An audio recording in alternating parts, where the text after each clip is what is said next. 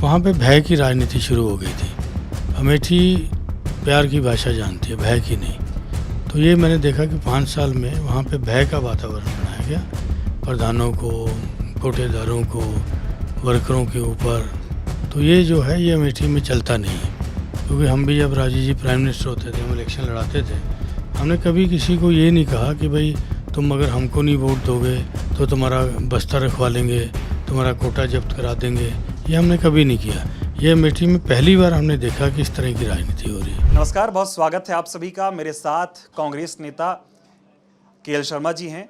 अमेठी से कांग्रेस ने इनको प्रत्याशी बनाया और अब अमेठी से जीत कर दिल्ली आए हैं। सर, बहुत स्वागत है आपका। कैसे देख रहे हैं इस जीत को? नहीं, ये जीत तो मैंने कहा कि अमेठी की जनता की और गांधी परिवार की जीत है। तो ये तो मेरा यही कहना है और हमेशा मैं यही कहूँगा।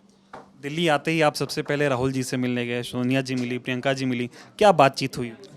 उनसे बात हुई, एक तो राहुल जी का सर्टिफिकेट उनको सौंपना था, वो मैंने सर्टिफिकेट उनको दिया। उसके बाद उनसे निर्देश लिए।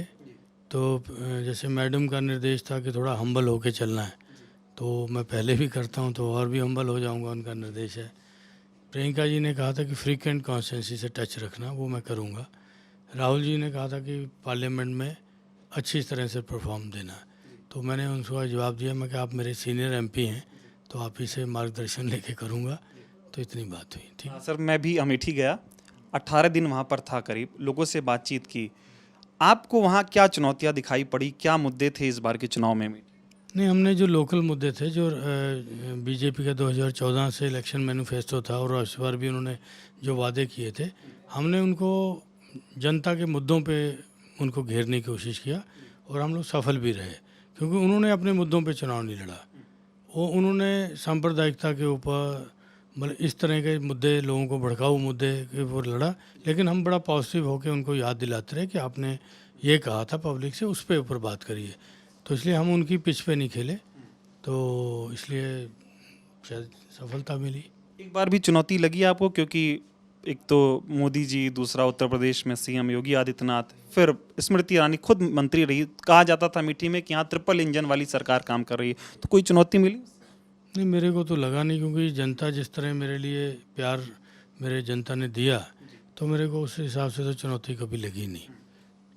3 तारीख को फ़ोन आया आपको कि चुनाव लड़ना है, कैसे सब कुछ अरेंज किया आपने और चुनाव आप जीत के भी आए? अरेंज ही था। ये हमारे जिला अध्यक्ष जी यहाँ बैठे हुए हैं, ये 5 साल अरेंज ही करते रहते हैं। ठीक है, बूथ कमेटी को अरेंज करना, सेक्टर्स कमेटी को करना, ब्लॉक को करना, ज़िले को करना, ये हमारी एक्सरसाइज 365 दिन वहाँ चलती ही रहती है। क्योंकि ये ऐसी एक्सरसाइज जो आम आदमी को महसूस नहीं होगी, लेकिन चलती रहती है। तो मैं था कि हमारा ऑर्गेनाइजेशन इन प्लेस था, और दूसरा हमारी बूथ कमेटियाँ बनी हुई थी, जिसके ऊपर कोई मेहनत नहीं करनी पड़ी। तो उसके बाद सेक्टर्स कमेटी हमारी बनी हुई थी। तो ये सारी चीज़ें जो बैकग्राउंड में इन्होंने काम किया था, वो मेरे काम आया। सर, ये बहुत भुनाने की कोशिश बीजेपी की तरफ से की गई, स्मृति ईरानी की तरफ से की गई कि राहुल गांधी अमेठी से चुनाव क्यों नहीं लड़ रहे हैं। आखिर उनको केएल शर्मा को चुनावी मैदान में इसलिए उतारना पड़ रहा है क्योंकि यहाँ पे वो चुनाव हार रहे हैं। इसका अब तो आप चुनाव जीत गए, लेकिन उस दौरान जब ये बातें बनाई जाती रही होंगी, क्या सोचते थे? तो ये तो किसी के मन की बात थी, उसका मैं जवाब क्यों दूँ। ठीक है, मैं 40 वर्षों से वहाँ काम करता था। गांधी परिवार ने किसी विश्वास के नाते तो मेरे को चुना। ठीक है, और उन्होंने जो मेरे पे भरोसा जताया और मैं उस भरोसे पे खरा उतरा। 5 सालों में क्या बदलता हुआ आपने अमेठी में देखा था जब से स्मृति ईरानी आई? वहाँ पे भय की राजनीति शुरू हो गई थी। अमेठी प्यार की भाषा जानती है, भय की नहीं। तो ये मैंने देखा कि 5 साल में वहाँ पे भय का वातावरण बनाया गया, प्रधानों को, कोटेदारों को, वर्करों के ऊपर।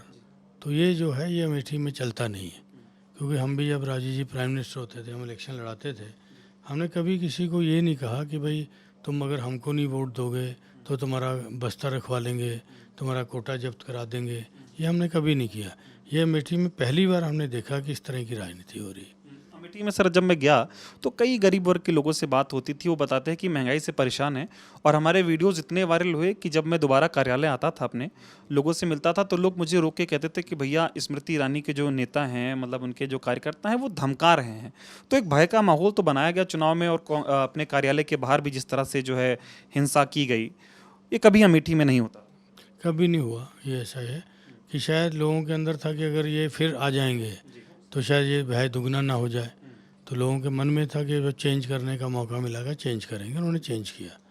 उत्तर प्रदेश में जिस तरह से सर कांग्रेस को सीटें मिली, चाहे इंडिया गठबंधन को सीटें मिली, इसे आप कैसे देखते हैं? क्योंकि जब चुनाव प्रचार चल रहा था तभी मोदी जी ने कहा था कि कांग्रेस उत्तर प्रदेश में खाता नहीं खोल पाई। तब तो आधा दर्जन हो गए, जी 17 में से 6 आ गए हम लोग। तो ये प्रश्न आप नरेंद्र मोदी जी से पूछिए। अभी अब जो है आप भी चुनाव जीत चुके हैं, लेकिन जो है किसी को बहुमत नहीं मिला इन चुनावों में। अब कैसे देख रहे हैं सब आप? नहीं देखिए, क्योंकि अलायंस था, एक तरफ इंडिया एक तरफ एनडीए, तो अब ये रीजनल पार्टियां किसको मदद करेंगी उस पर होगा बात। तो वो तो हाईकमान की बात है। मैं बहुत छोटा कार्यकर्ता हूँ, तो देखते हैं क्या होता है अभी।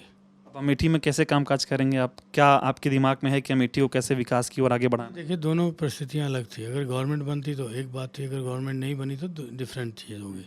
तो दोनों परिस्थितियों में वहाँ की जनता के बीच बैठूंगा, उनकी राय लूँगा और उसके अनुसार मैं काम करूँगा। आखिरी सवाल सर, कल जब चुनाव परिणाम आ रहे थे तो राहुल जी ने प्रेस वार्ता की, उसमें एक बात उन्होंने बहुत प्रखर होकर कही, चुनाव प्रचार के दौरान भी वो करते रहे, कि ये संविधान बचाने का चुनाव है, लोकतंत्र बचाने का चुनाव है। लग रहा है संविधान बचा, लोकतंत्र बचा? नेचुरली अब संविधान तो बदल नहीं सकता, तो 2/3 मेजॉरिटी तो है नहीं, ठीक है, वो तो संविधान तो बच ही गया, ठीक है। और जो इनका मंसूबा था, जो इनके एमपीज बोल रहे थे कि 400 अगर दोगे तब हम संविधान बदल देंगे, वो तो अब मंसूबा पूरा नहीं होगा, क्योंकि इनके तो अपने ही 272 नहीं आए, ठीक है। नहीं तो पहले 303 थे इनके अकेले, तब तो उससे कितना संख्या घट गई आप देख लीजिए, ठीक है। चुनाव परिणामों से खुश हैं? खुश हैं, लेकिन हम चाहते थे कि हमारा बेटर होगा इंडिया का, तो उससे थोड़ा सा हुआ, लेकिन अच्छे हैं तब भी। जो आपके एग्जिट पोल थे, जो उन्होंने एक डार्क पिक्चर पेश करी थी, उससे तो परिणाम काफ़ी अच्छे रहे। 1 मिनट और समय लेना चाहूँगा, अगर आपकी अनुमति हो तो आपकी ऑफिस की कुछ तस्वीरें मैं दिखाना चाहूँगा। आपसे बात करते हुए भी एक सवाल भी आपसे पूछूंगा। सर के बारे में कहा जाता है कि गांधी परिवार के बहुत करीबी हैं और बहुत हितैषी हैं, बहुत सच्चाई के साथ उनका साथ देते हैं। तस्वीरें मैं आपको दिखाऊंगा। ये तस्वीर जो आप देख पा रहे हैं सर की, इसमें आपको सोनिया जी दिखाई देंगे, प्रियंका जी दिखाई देंगी, फिर प्रियंका जी की तस्वीर, राजीव जी की तस्वीर आपको दिखाई देगी। और रायबरेली में इन्होंने किस तरह से काम किया है उसकी आप एक पहचान देखिए। आपको रायबरेली का नक्शा भी दिखाई देगा।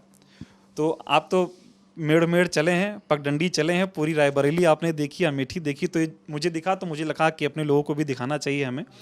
बहुत काम किया सर आपने, 40 साल मेहनत की, अब जनता के लिए और काम करने हैं। आपको जो है बहुत शुभकामनाएं। आखिरी में आप क्या कहना चाहिए? देखिए, मैं बस यही कहना चाहूँगा कि लोग जिन परिस्थितियों में उन्होंने मेरे को चुना और जिन परिस्थितियों का मैं सामना कर रहा हूँ, उसको समझें और मेरा साथ दें। बहुत बहुत धन्यवाद।